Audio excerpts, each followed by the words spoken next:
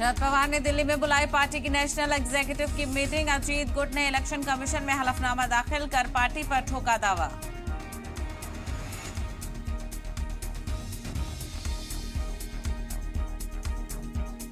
महाराष्ट्र के सीएम शिंदे की पार्टी लीडरान के साथ मीटिंग, इस्तीफे की अटकलों को किया खारिज। बीजेपी ने भी कहा बदलाव की जरूरत नहीं।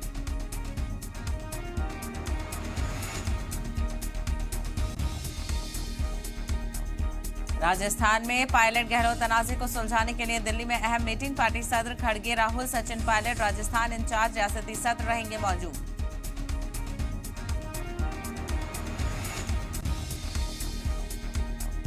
नोएडा अथॉरिटी में 200 करोड़ की धांधली का इंकशाफ। मुलाजमीन ने एक बैंक खाते में जमा कराई रकम। अकाउंट होल्डर ने 3 करोड़ 80 लाख रुपए निकाले।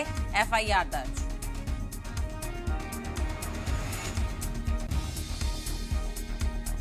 महकमा मौसमियात ने 7 रियासतों के लिए जारी किया शदीद बारिश का अलर्ट। हिमाचल प्रदेश से लेकर राजस्थान, पंजाब, हरियाणा, मध्य प्रदेश में हो सकती है शदीद बारिश।